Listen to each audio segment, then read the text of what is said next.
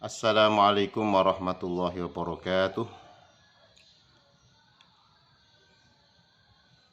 Pelajaran fikih kita mulai bersama-sama dengan baca Bismillahirrahmanirrahim. Kita buka kitab At-Tadhib min Adillati Matnil Ghaya wa Taqrib pada halaman 24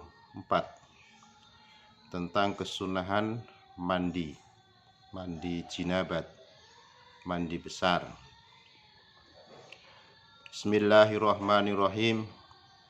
Wa sunanuhu khamsatu asya' at-tasmiyatu wal wudu'u qablahu wa imrarul yadi alal jasadi wal muwalatu wa taqdimul yumna alal yusra.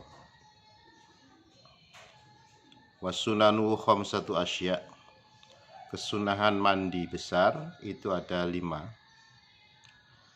At-tasmiyatu membaca bismillahirrahmanirrahim, wal wudu'u qablahu, lan wudu qoblal husli, qablahu sebelum mandi. Wa imrarul yadi alal jasadi, dan menjalankan tangan kepada seluruh tubuh, artinya menggosokkan tangan ke seluruh tubuh, menggosok atau membersihkan dan lain sebagainya. Wal muwalatu, dan muwalah terus-terusan, berkesinambungan. Wa taqdimul yumna alal yusra, mendahulukan bagian kanan dan mengakhirkan bagian kiri. Jadi kesunahan wudu, kesunahan mandi besar itu ada 5. Membaca bismillah. Membaca bismillah itu tidak harus diucapkan bismillahirrahmanirrahim secara keras, apalagi kalau di dalam kamar mandi itu ada WC, ya, ada kloset yang dipakai untuk buang air kecil maupun buang air besar. Itu cukup di dalam hati ucapan bismillahirrahmanirrahim. Sebelum mandi, kemudian wudhu terlebih dahulu, ya, secara sempurna. Wa imrarul yadi alal jasad, menggosokkan seluruh anggota kepada tangan ini, ya, gosok semuanya ini seluruh anggota badan, terutama bagian-bagian tertentu yang ada najis, misalnya setelah buang air kecil, buang air besar, kemudian bagian-bagian yang dianggap kotor harus dibasuh, harus digosok dengan tangan. Kalau tidak dengan tangan atau dengan busa boleh, ya. Wal muwalah, dan muwalah terus-terusan, ya. Ada hadis yang mengatakan, ya, An Aliyin sami'tu Rasulullah sallallahu alaihi wasallam yaqul man taraka mawadi'a sya'ratin min janabatin lam yusibha al-ma'u fa'alallahu bihi kada wa kada minan nar. Dari Ali radhiyallahu anhu, saya pernah mendengarkan Rasulullah sallallahu alaihi wasallam bersabda, barang siapa meninggalkan bagian sya'ratin, ya, bagian kepala, bagian rambut, min janabatin, ketika dia mandi janabat, ada yang tidak tersentuh dengan air. Makanya kalau mandi janabat, misalkan bagian rambut yang ada minyaknya, minyak itu kan tidak bisa meresap air, makanya harus dikeramasi dengan sampo dan lain sebagainya, itu biar minyaknya hilang. Atau bagian tubuh seseorang yang kena cat atau kena minyak, itu harus dibersihkan dengan sabun supaya minyaknya hilang dan air itu bisa meresap ke dalam tubuh, ya. Hadis yang diriwayatkan oleh Imam Abu Dawud, ya, dari Ali radhiyallahu anhu, Jika akhir anggota tubuh yang tidak teresap oleh air, maka Allah akan berbuat sesuatu, artinya menyiksa. Kada wa kada, demikian minan nar, dari api neraka. Kalau tidak kena air, itu berarti tempat itulah yang nanti akan kena api neraka. Makanya harus dibersihkan dulu, kena cat dibersihkan dulu ya. Kemudian biasa menggunakan minyak rambut harus dibersihkan lebih dahulu biar minyaknya hilang. Kalau membaca bismillah dasarnya apa? Kullu amrin dzibalin la yubda'u fihi bi bismillahirrahmanirrahim fahuwa aqta. Setiap perkara yang kullu amrin dzibalin, yang punya manfaat, yang punya kebaikan, lahu sya'nun yahtammu bihi syar'an. Dzibalin itu artinya mempunyai secara syar'i itu adalah sangat penting. Abtar, kalau tidak dibacakan bismillahirrahmanirrahim, dia aqta atau abtar. Nah, aqta itu berarti naqis wa qalilul barakah, masih kurang dan sedikit sekali berkahnya. Maka setiap apapun yang kita lakukan, bacalah bismillahirrahmanirrahim. Tapi kalau di tempat-tempat yang tidak baik, maka bismillah itu dibaca di dalam hati. Taqdimul yumna alal yusra, mendahulukan bagian kanan ya. Kalau ngebyur itu bagian kanan ya bisa ya. Kemudian bagian kiri, karena ngebyur itu ya dari atas sampai ke bawah. Dahulukan. Kalau membasuh tangan itu juga dahulukan yang bagian tangan kanan dan seterusnya. Kalau bagian yang kotor didahulukan bagian kanan terlebih dahulu ya. Faslun wal ihtisalatul masnunatu sab'ata asyara ghuslan. Berikutnya pasal yang berkaitan dengan mandi sunnah. Mandi wajib kemarin ada berapa? Mandi wajib itu bagi orang laki-laki dan perempuan, iltiqaul khitanain yang pertama ya. Bertemu dua khitan artinya melakukan hubungan suami istri. Keluar mani, wal maut, mati. Itu adalah terkait dengan orang laki-laki maupun perempuan mempunyai kewajiban untuk mandi. Yang khusus untuk perempuan ada 3 ya, al-haid, haid menstruasi, nifas, dan wiladah. Jadi nifas tidak ada orang laki-laki, wiladah habis melahirkan. Jadi yang 3 ishtaroka al-rijalu wan nisa, berkaitan dengan laki-laki dan perempuan, yaitu iltiqaul khitanain, inzalul mani, wal maut. Mati itu harus mandi. Maka tidak bisa mandi ya dimandikan. Niatnya adalah memandikan si fulan mayit ya. Aku niat ingsun memandikan, namanya siapa disebut.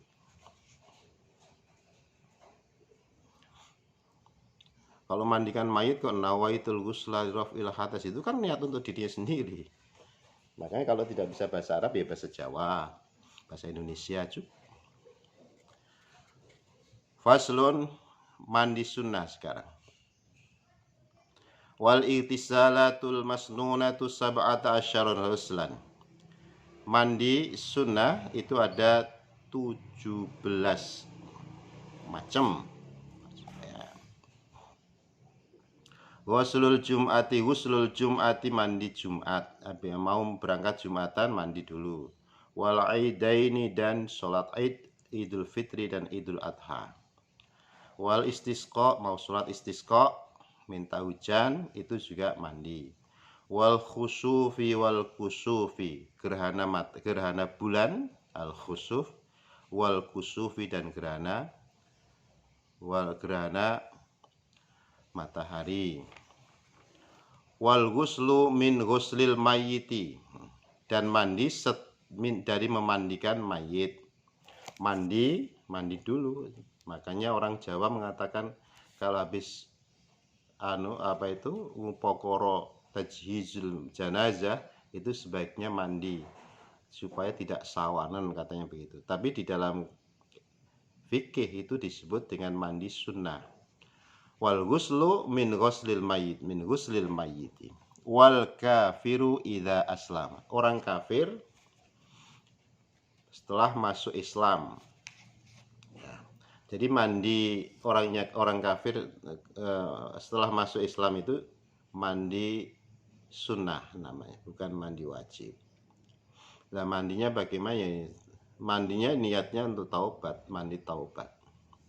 Wal majnun wal mughma alaihi idza afaqa. Orang yang gila tidak sadar, kemudian dia sadar, orang ayan tidak sadar, kemudian dia sadar. Setelah sadar dia ada kesunnahan untuk melakukan mandi. Wal ghuslu indal ihram, mandi ketika mau ihram atau ketika mau memakai pakaian ihram itu ya sunnah kan mandi. Tapi kadang-kadang kita kesulitan ya. Kesulitannya ketika ihramnya di pesawat, nah itu yang tidak ada tempat untuk mandi. Makanya sebelum ihram berangkat ya naik pesawat, misalkan dari Surakarta, kemudian mandi terlebih dahulu untuk mandi ihram. Baru di pesawatnya itu bajunya ihram, pakaian ihram dipakai. Niat ihramnya di dalam pesawat itu sudah mandi. Walidukhuli Makkah, dan mau masuk Mekah. Ya.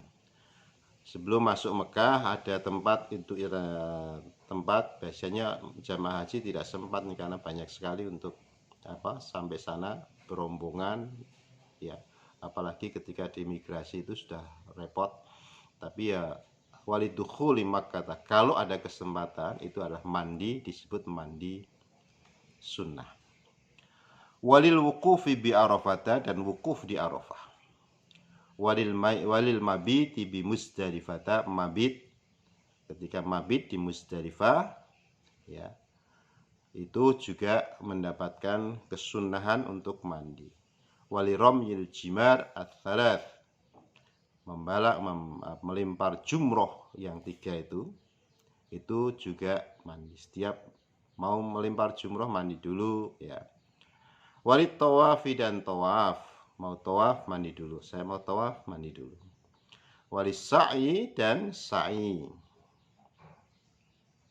Walidukhuli madinati Rasulillah sallallahu alaihi wasallam. Dan ketika masuk Madinatul Rasulullah sallallahu alaihi wasallam itu juga disunnahkan untuk mandi.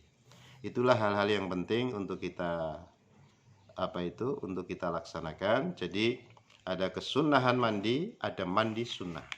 Mandi sunnah itu adalah penting untuk diniatkan. Niat itu karena orang-orang yang tidak belajar tentang qawaidul fikih dan fikih ini kadang-kadang dianggap sama. Sudah nggak usah niat, itu sudah ada tujuan dengan niat lain. Memang semuanya al-umur bimaqasidiyah, segala sesuatu perkara itu sesuai dengan tujuannya. Mandi niat itu kan untuk membedakan antara apakah amal itu adalah ibadah atau adat kebiasaan. Kamu mandi kemudian keramas itu mandi besar atau mandi biasa. Nah, untuk membedakan antara mandi biasa dan mandi besar itu adalah niat itu. Kalau sekedar kotor kemudian dimandikan dan semuanya dibasuh dan juga rambutnya dikeramas biar bersih, itu mandi biasa, adat atau wajib atau sunnah. Yang membedakan adalah ketika kita melakukan seperti itu adalah niat. Niat itu di depan ya pada waktu itu. Niat juga membedakan. Sama-sama mandinya dibasuh semuanya. Rambutnya dibasuh dan seterusnya. Tetapi apakah itu termasuk mandi besar atau mandi sunnah? Nah, ketika mandi besar atau sunnah digabung jadi satu bagaimana? ketika malam hari, malam Jumat, itu hubungan suami istri, kemudian Jumat pagi, ya, kemudian dia mandi, ya, setelah mandi kemudian dia niat. Ini pas Jumat, mau Jumatan, makanya itu bisa digabung. Saya niat mandi Jumat, jinabat, dan juga kesunahan mandi Jumat. Niatnya satu, tapi untuk dua ibadah itu diperbolehkan. Jadi itu membedakan ya. Niat adalah untuk membedakan mana adat, mana ibadah. Yang kedua, tingkatan ibadah wajib dan tingkatan ibadah sunnah. Sholat misalkan, sholat subuh 2 rakaat, sholat sebelum subuh 2 rakaat, bacaannya sama. Yang membedakan apa? Yang membedakan adalah niat. Ya, usolli fardhu subhi atau usolli sunnatan qobliyatas subhi. Saya niat sholat qobliyatas subhi. Itu adalah yang membedakan antara tingkatan ibadah yang satu dengan yang lain. Ini penting bagi kita semuanya. Niat itu penting. Kalau sudah mengatakan fardhu subhi, ya, fardhu subuh, itu berarti nggak usah menyebutkan 2 rakaat sudah cukup. Karena sholat subuh itu adalah pasti 2 rakaat. Sholat fardhu subuh. Kecuali kalau sholat sunnah, itu kan boleh sampai 4 rakaat atau 2 dan lain sebagainya. Ya. Ini untuk membedakan tingkatan ibadah antara wajib, tingkatan tertinggi, kemudian mandi atau sholat sunnah. Mandi wajib, mandi sunnah, fokusnya, objeknya sama, tetapi yang berbeda adalah niatnya. Terima kasih. Assalamualaikum warahmatullahi wabarakatuh.